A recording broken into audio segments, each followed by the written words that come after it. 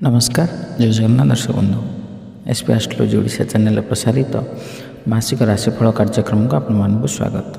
दर्शक बंधु आज आम आलोचना करवा अक्टोबर मासरे केमिति रहिबो राशिचक्र नवम राशि धनु राशि व्यक्तिविशेष मानक पई शुभाशुभ राशिफल विषय विस्तृत भाव आलोचना करवा। किंतु ता पूर्व जदि आपने आम चैनल को प्रथम थर कर आसी था तेज वीडियो को लाइक करूँ, शेयर करूँ और चैनल को सब्सक्राइब कर पाखे बेल आइकन को प्रेस करूँ।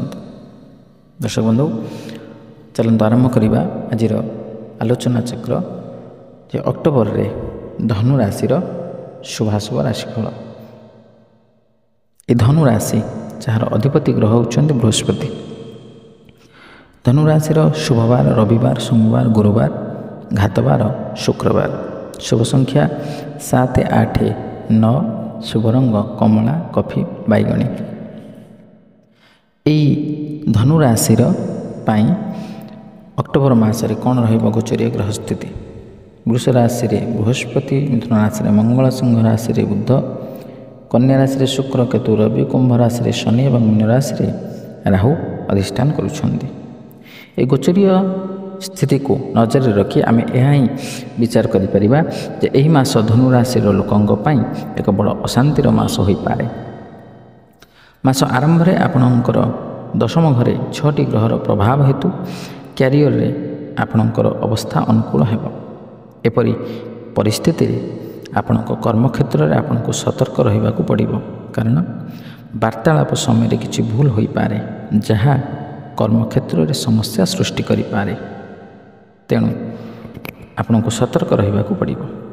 व्यवसाय करुवा लोकंकु सेमानंकर व्यवसाय सहभागी मानक सहित भल संपर्क बजाय रखा ध्यान देवा उचित, नचेत व्यवसाय पाई समय भल हेब नाही।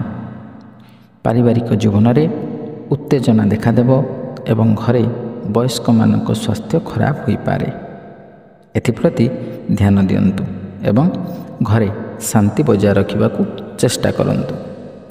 प्रेम संपर्क पाई यह एक भल समय हेब एवं आपणकर प्रियंक सहित विवाह विषय रे आलोचना करुथिबा देखा जिवे, अर्थात आपण विवाह विषय रे चिंता करि परिबे। विवाहित लोकं हुएत निज जीवन साथी क्रोधर सामना करने को पड़ पारे, जहाँ किछि समय पाई संपर्क को खराब करि पारे। फलस्वरूप आपण को संपर्क को सतर्कतार सहित परिचालना करने को पड़ो एवं आपणकर आत्मसम्मान मध्य बजाय रखा पड़ो। छात्र मानक पाई मास अनुकूल हेब, किंतु मझिरे मझिरे आपण आसीपारे एक महान समस्या। आपण निज अध्ययन में ध्यान देवारे सफल हो पारंती। बेरोजगार लोक चाकरी पाई पारंती, किंतु स्वास्थ्य उत्थान पतन में परिपूर्ण होगाकू जाउछि एवं खर्च मध्य अधिक हेब। तेणु आय को मध्य ध्यान देवा पड़ो। आपण विदेश जीवा समय चिंता करि पारंती एवं एपरी परिस्थिति एक दीर्घ यात्रा मध्य करि पारंती। दर्शक बंधु ये बृहस्पति एवं शनि जो दुईटी मुख्य ग्रहंकर प्राधान्यता रही है राशिफल विचार समय। तेणु ये दुईटी ग्रह आपण राशि वर्तमान बृहस्पति षष्ठस्थ एवं शनि तृतीयस्थ। प्रथम यदि आम बृहस्पति कथा आलोचना करवा तबे बृहस्पति गोचरीय स्थिति अनुसार द्वितीय पंचम सप्तम नवम एवं एकादश स्थान में शुभफल प्रदान करती। एवं ये बृहस्पति धनधान्यर कारक, विद्या बुद्धिर कारक, यश कीर्तिर कारक, आध्यात्मिकतावादीर कारक एवं सत्पथरे नवापाई बृहस्पति ही सबु बेले चाही थांती। तेणु दर्शक बंधु ये बृहस्पति आपण राशि वर्तमान षष्ठस्थ। षष्ठ भाव एक अशुभ स्थान होइथिबारु बृहस्पति आपण निश्चित भाव में अशुभ फल प्रदायक हेबे, जहाद्वारा कि जो माने व्यवसाय करुछंती सेमानक पई मध्य ए समयटी अत्यंत समस्या बहुल रहिबो। आपण व्यवसाय रे अवनति करि पारंती, କିମ୍ବା ଆକସ୍ମିକ ଭାବରେ କ୍ଷତିରେ ପଡ଼ିପାରନ୍ତି କିମ୍ବା ଅର୍ଥ ଆପଣ ହରାଇ ବସନ୍ତି। ଯଦି ଆପଣ ସେୟାର ହୋଇ ବ୍ୟବସାୟ କରୁଛନ୍ତି ତେବେ ସେଥିରେ ଧ୍ୟାନ ଦିଅନ୍ତୁ, କାରଣ ଆପଣଙ୍କର ସହଯୋଗୀ ବା ସହଭାଗୀଙ୍କ ଦ୍ୱାରା ଆପଣ ମଧ୍ୟ କ୍ଷତିରେ ପଡ଼ିପାରନ୍ତି। ଏବଂ ଯେଉଁମାନେ ସେୟାର ମାର୍କେଟରେ ଅର୍ଥ ବିନିଯୋଗ କରୁଛନ୍ତି ସେମାନଙ୍କ ପାଇଁ ମଧ୍ୟ ସମୟଟି ଅଶୁଭ ଫଳପ୍ରଦାୟକ। ତେଣୁ ବୁଝି ବିଚାରି ଅର୍ଥ ବିନିଯୋଗ କରନ୍ତୁ, ନହେଲେ ନିଶ୍ଚିତ ଭାବରେ ଆପଣ କ୍ଷତିରେ ପଡ଼ିବେ। ସାଧାରଣ ଭାବରେ ଦେଖିବାକୁ ଗଲେ ଏ ସମୟରେ ଆପଣଙ୍କର ଆୟ ନିଶ୍ଚିତ ଭାବରେ କମିବ ଏବଂ ଅଯଥା ଖର୍ଚ୍ଚ ବଢ଼ିବ। ଯେଉଁଠି ଆପଣ ଟଙ୍କାଟେ ଖର୍ଚ୍ଚ କରି ଆପଣ କାର୍ଯ୍ୟ ହାସଲ କରିପାରୁଥିଲେ, ସେହି ସ୍ଥାନରେ ଆପଣଙ୍କୁ 10 ଟଙ୍କା ଖର୍ଚ୍ଚ କରିବାକୁ ହିଁ ପଡ଼ିବ, ଅଯଥା ଖର୍ଚ୍ଚ। ଏବଂ ଆଧ୍ୟାତ୍ମିକତାବାଦୀ ଲୋକମାନେ ଏ ସମୟରେ ଆଧ୍ୟାତ୍ମିକତା କ୍ଷେତ୍ରରୁ ସାମାନ୍ୟ ଭାବରେ ମନ ଫେରାଇ ଆଣିପାରନ୍ତି। ଏବଂ ଛାତ୍ରଛାତ୍ରୀମାନେ ଏ ସମୟରେ ଅନ୍ୟ ବିଷୟ ପ୍ରତି ବା ଅନ୍ୟ କାର୍ଯ୍ୟ ପ୍ରତି ଧ୍ୟାନ ଦେଇ ନିଜର ଲକ୍ଷ୍ୟ ପଥରୁ ଦୂରେଇ ଯାଇପାରନ୍ତି।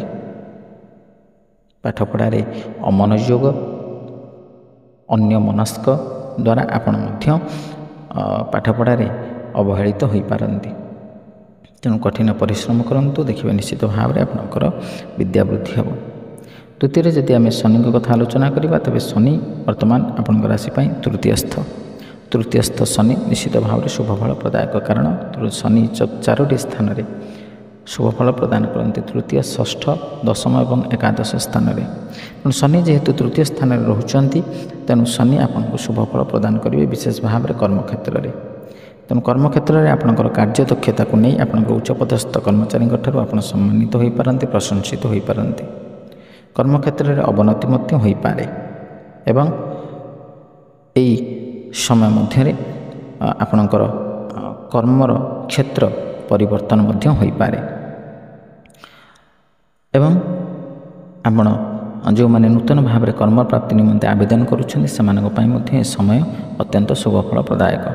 ତେଣୁ ଏହି ସମୟ ମଧ୍ୟରେ ସେମାନେ ମଧ୍ୟ ନୂତନ କର୍ମପ୍ରାପ୍ତି କରିବାରେ ସଫଳତା ହାସଲ କରିପାରିବେ। ଦର୍ଶକ ବନ୍ଧୁ, ଯେଉଁ ଶୁଭ ଏବଂ ଅଶୁଭ ମିଶ୍ରିତ ଫଳ ବିଷୟରେ ଆମେ ଆଲୋଚନା କଲେ, ସେ ଅଶୁଭ ଫଳକୁ ପରିତ୍ୟାଗ କରି ଶୁଭ ଫଳ ପ୍ରାପ୍ତ କରିବା ନିମନ୍ତେ ଆମେ କେତେଗୁଡ଼ିଏ ପ୍ରତିକାର ବିଷୟରେ ମଧ୍ୟ ଆମେ ଆଲୋଚନା କରିବା। ସେ ପ୍ରତିକାର ଗୁଡ଼ିକ ହେଉଛି, ଆପଣ ମାତା ତାରାଙ୍କୁ ଦର୍ଶନ କରନ୍ତୁ, ସାମାନ୍ୟ ପୂଜା ଅର୍ଚ୍ଚନା କରିପାରିବେ। ବିଷ୍ଣୁ ଭଗବାନଙ୍କୁ ଦର୍ଶନ କରନ୍ତୁ, ବିଷ୍ଣୁ ଭଗବାନଙ୍କର ବୀଜ ମନ୍ତ୍ରକୁ ମଧ୍ୟ ଆପଣ ଜପ କରିପାରିବେ କିମ୍ବା ବିଷ୍ଣୁ ସହସ୍ରନାମ ପ୍ରତିଦିନ ଆପଣ ପାଠ କରନ୍ତୁ କିମ୍ବା ଓମ୍ ବ୍ରୁଂ ବୃହସ୍ପତୟେ ନମଃ ଏ ମନ୍ତ୍ରକୁ ମଧ୍ୟ ଆପଣ ସ୍ନାନ ପରେ 37 ଥର ହେଉ ବା 54 ଥର ହେଉ ଆପଣ ଜପ କରିପାରିବେ କିମ୍ବା ଆପଣଙ୍କୁ ପ୍ରତିଦିନ ସୂର୍ଯ୍ୟଦେବଙ୍କୁ ଅର୍ଘ୍ୟ ଅର୍ପଣ କରିବା ଉଚିତ। ଏସବୁ ପ୍ରତିକାର କରିବା ଦ୍ୱାରା ଆପଣ ଶୁଭଫଳ ପ୍ରାପ୍ତ କରିପାରିବେ। ତ ଦର୍ଶକ ବନ୍ଧୁ, ବିସ୍ତୃତ ଭାବରେ ଆମେ ଆଲୋଚନା କଲେ। ଯଦି ଭିଡ଼ିଓଟି ଭଲ ଲାଗିଥିବ ତାହେଲେ ଆପଣ ଭିଡ଼ିଓଟିକୁ ଲାଇକ୍ କରନ୍ତୁ, ସେୟାର କରନ୍ତୁ ଏବଂ ଆପଣଙ୍କର ସୁଚିନ୍ତା ମତାମତ ଦେବାକୁ ଜମା ଭୁଲନ୍ତୁନି। ଆଜି ଆମେ ବିଦାୟ ଦିଅନ୍ତୁ। ରହିଲି, ନମସ୍କାର, ଜୟ ଜଗନ୍ନାଥ।